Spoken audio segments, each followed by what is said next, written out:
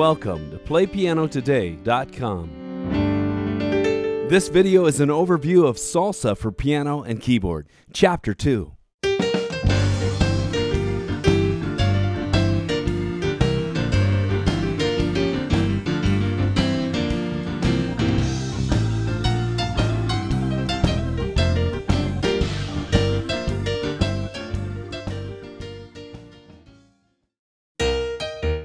Welcome. In this video, we're going to do a quick overview and look at a few video excerpts from the piano lesson series titled Salsa for Piano and Keyboard, Volume 2.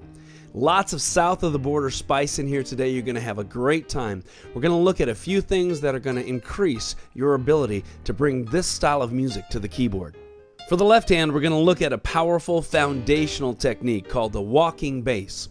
Underneath everything else that's going on, this left hand walking bass gives us solid support. The second thing we'll study is right hand soloing techniques. How to develop a solo. Now you probably have wondered all your life, how do I develop solo lines on the keyboard? Do you have to be born with some strange ability? Well, you do have to be musical. But there are some specific tips and tricks that I'm going to give you that will give you ideas to develop solo lines. And these will be jumping off points that you can then develop your own solo lines with. Lots of stuff to study. Let's get going. First off, let me play for you up to speed the video that shows the song that has all these techniques in it. Lots of things happening here and it's really cooking. It's kind of a samba beat at about 110 beats a minute. Don't worry, before the lesson is over, we're going to go through the whole song in slow motion, up close video so you'll see everything that's going on. All this material will help you get way down the road as you're learning to bring the south of the border spice to the keyboard. Here's that video. All day long, floating on the water. All day long, floating on the sea. But it's alright with me.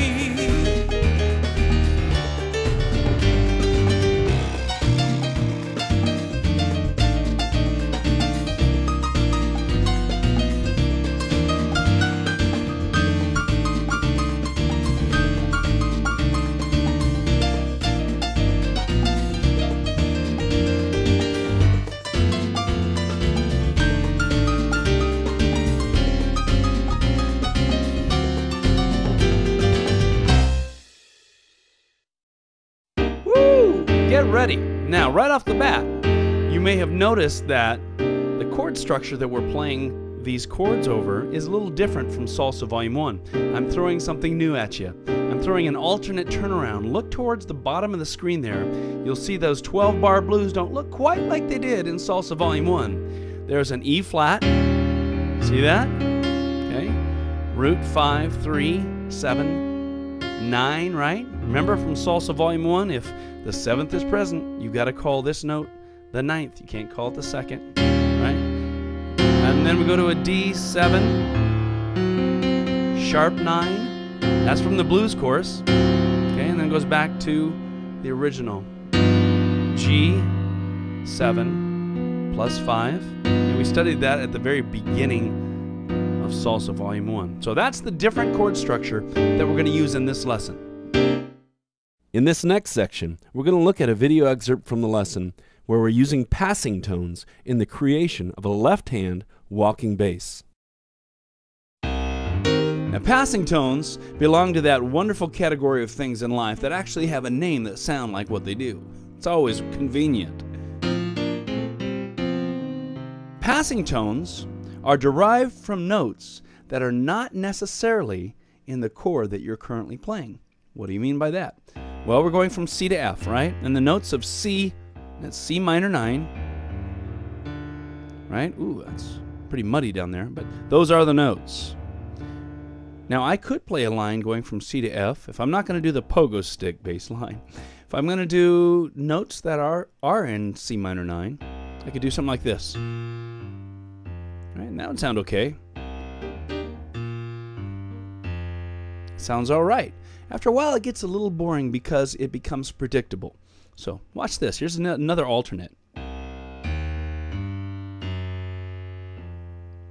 Now that F sharp definitely does not belong in the family of C minor 9, right?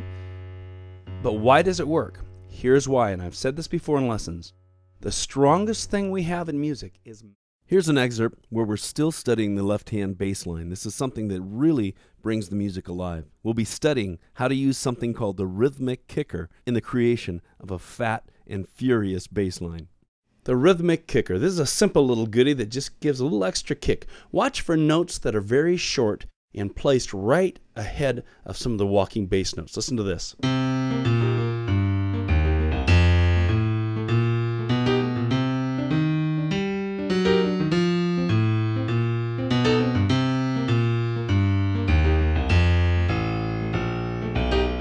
You hear those little kicker notes?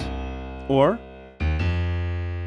those guys really serve to kick the rhythm along. It's kind of a subtle technique, but very effective. Now to come up with the notes for the rhythmic kickers, we're going to move ahead in the lesson now. Specifically, we're going to be studying the right hand and something that everybody wants to know about, how to create a solo. Check it out. Now in Salsa Volume 1, we looked at a little bit of right hand techniques. We looked at moving in sixths. Remember that? That was a great technique. In fact, you'll see that show up in the right hand when it's soloing in the main song that we use in this lesson. Let's start out by playing that entire solo a little slower. 1, 2, 3, 4.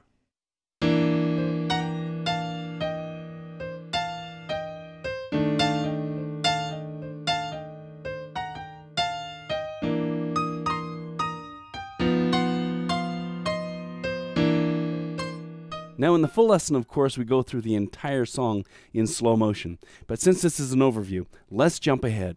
In this next section, we're studying a really important foundation of salsa music, the underlying pulse. Now in Volume 1 of this salsa course, we talked about how blues music and Latin music have different underlying pulses. Blues music swings because it has an underlying pulse of 3, and Latin music has an underlying pulse of 4. Now, just to recap, let me show you how the blues has an underlying pulse of 3. 1, 2, 3, 1, 2, 3, 1, 2, 3, 1, 2, 3, 1, 2, 3, 1, 2, 3, 1, 2, 3, 1, 2, 3, 1, 2, 3. See how it's swinging? Okay, now let's straighten the pulse out. 1, 2, 3, 4, 1, 2, 3, 4, 1, 2, 3, 4, 1, 2, 3, 4, 1, 2, 3, 4, 1, 2, 3, 4, 1, 2, 3, 4, 1, 2, 3, 4, 1, 2, 3, 4, 1, 2, 3, 4, 1, 2, 3, 4. All of a sudden you have a Latin feel. And then you can throw in some signature Latin things like rocking the chords back and forth like we studied in Volume 1. But you know what? That's just icing on the cake. It's that underlying pulse of 4.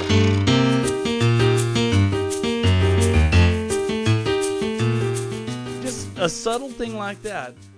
This has been a very quick overview of the piano lesson titled Salsa for Piano and Keyboard, Chapter 2. If you'd like to see more, go to PlayPianoTODAY.com.